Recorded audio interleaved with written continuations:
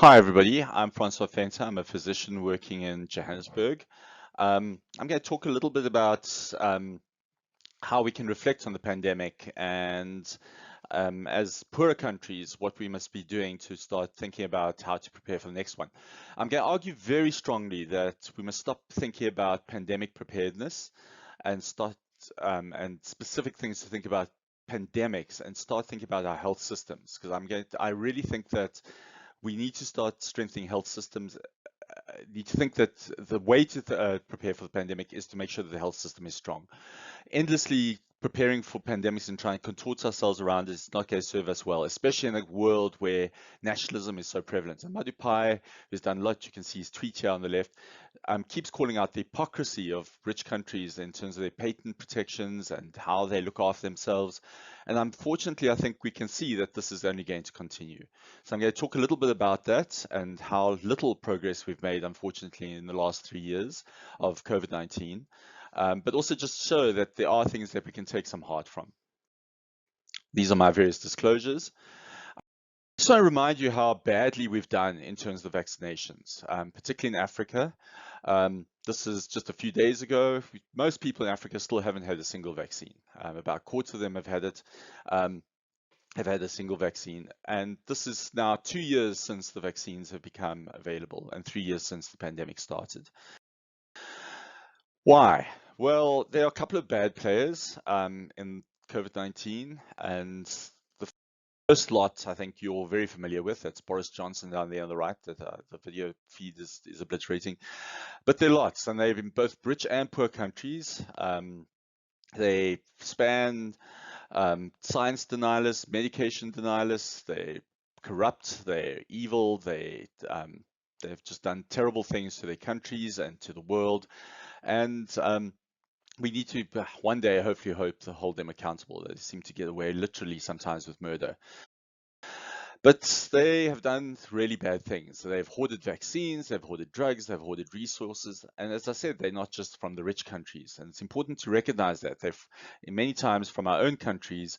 And unfortunately, they seem to get away with it time after time. They've also implemented a whole range of policies, including arbitrary rich border restrictions. And again, it's important that we hold poor country politicians and administrators accountable here. When the Omicron variant was discovered in my own country, South Africa, by some smart scientists, the immediate response from rich countries was to close the borders. In my own country, and correctly so, many countries were very angry about the fact that the whole of Southern Africa was restricted from travel, but conveniently forgot that we'd actually done that to our neighbors just the year before that. So there's a lot of hypocrisy, a lot of nationalism that goes with our politicians. The other thing we saw immediately when the epidemic started was this tide of corruption from our politicians, from our administrators.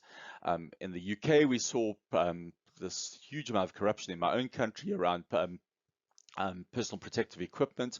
Our people, our administrators and politicians seem to be not very good at protecting people, but very, very good at stealing. And the corruption was very, very depressing to watch. I think what did demonstrate across the world, didn't matter whether you're in the USA or the UK or in Africa, was the dreadful underinvestment in health systems and how easily the health systems fell over when they were stressed by the pandemic.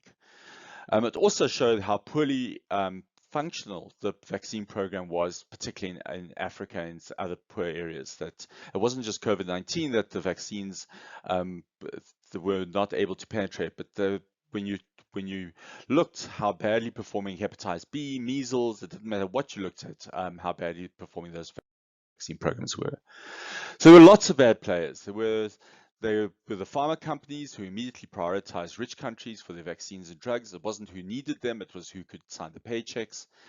The big discussions were around patents. It wasn't about who needed the drugs, who needed the vaccines. There were all sorts of secrecy agreements around vaccine distribution. In my own country, it was around, we still don't know how much we're paying for the vaccines. We also saw the rise of medical science denialists. It amazes me that people at universities are able to house many of these people. Stanford seems to have a whole cottage industry of them. People are making money just on pandering to all sorts of politicians whims and conspiracy theories. And I don't know if you've all seen, but just in the last few days, Elon Musk is like starting to use Twitter as a major attack on prominent scientists in a way that is absolutely scandalous. And I also need to remind you is that pharma companies have made an absolute killing out of the COVID-19 pandemic, just on the various vaccines and on the drugs. And the Pfizer vaccine alone is set to be the most profitable medication ever produced in the history of pharmaceutical development, making close to $40 billion profit just in 2021.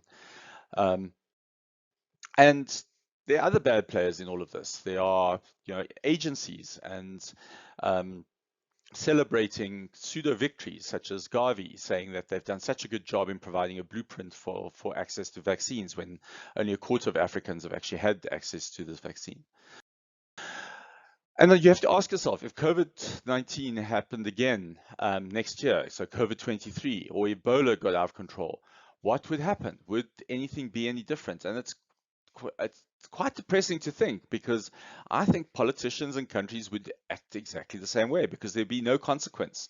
The politicians would just go and pursue their nationalist ideals again. They would shut their borders. They would do exactly the same, because there would be minimal consequences. Um, they they would pander to whatever base they need to get their votes, and nothing would happen to them. The patent laws have not been changed. The drugs and vaccines priority setting would still go to whoever could pay for them. Nothing has changed around there. We have made very little progress in terms of how things get done. The warning systems have not been, even if they were in place, in the case of the United States, they had weeks of warning around COVID-19 and nothing changed in terms of the masking, setting up the systems. We can put these warning systems in place, but when politicians don't do something, or there's so much science denialism in place, that doesn't matter. And we haven't fundamentally addressed the issues around health workers, and how they distribute, how we deal with burnout and things like that, and how we deal with the fundamentals of the healthcare system. So it's quite depressing when you think about it from that way. And when you think about what happens with the next pandemic, but one thing you actually need to understand, we did have the next pandemic, and it was called Mpox. And the sad reality there is Mpox was the next pandemic. It came and it went, and luckily it went because nothing changed. The vaccines went to the wealthy. It went to a whole lot of essentially gay men who got Mpox. It did not go to Nigeria. It did not go to the countries that have had Mpox for decades. There was no plan to distribute the vaccines to the world. And thank goodness we did not get an international disaster, but it's still there. It's still endemic. There's no plan to make it available to the broader communities that are still that have it. So again, it's quite depressing to think about how the world still hasn't managed to pivot and learn from the COVID-19. But there are some things to be heartened about. I think that clinicians in particular use social media to share the information around COVID-19 and around Mpox, and really behaved quite well. There was a lot of I learned this, I learned that, I've tried that, and used Twitter and used Facebook and used email and used all the tools that I command.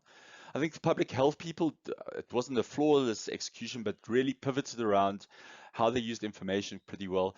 Activists came together and I think clubbed together in a pretty coherent way and tried their best to shame the various players in the way that they could. I think that the vaccine and drug development system delivered miracles. They didn't do it equitably, but they certainly did deliver what they needed to. And certainly the people working there, the scientists, were amazing. So I think we should take heart from where we can, is that we should start building those alliances. I think that the climate change, the animal rights groups, the human rights movement, the next bug is going to come from a stressed ecosystem that is, whether it's from a wet market or from whatever the climate change is going to deliver, it's going to come. The next pandemic is going to deliver there. And I think that we need to start working with those people to make sure that we try and mitigate that. We need to maintain the pressure on the rich countries, because there's a lot of hypocrisy there, and there's a historical restitution debt that needs to be paid. We need to critically keep assessing the patent and manufacturing capacity so that we can deal with what is required for when the system gets stressed.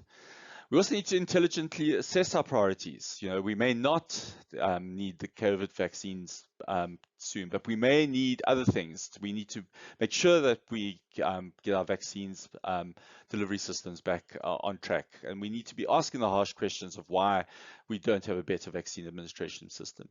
We also need to call out our African leaders and our leaders in general for why they haven't invested in health systems. But I think the thing that we really, really need to get our heads around is that the best protection we have from future pandemics is investment in our health system. We can have endless conferences and white papers and pandemic preparedness. But the thing that is really going to make us pandemic prepared is by having a strong health system, investing in our health care workers, and making sure that we put patient care at the front and center of what we do, making sure our vaccine systems are delivering vaccines, because that's the stuff that is going to make sure that patients are looked after when next time a bug comes along and wipes out people. And we need to be able to pivot and prepare and make sure that there are beds available, that healthcare workers are available, that things are available to deliver the medicines and the vaccines that are going to save people's lives, and make sure that we don't have the dreadful situation that we've had in the last few years. Thank you so much.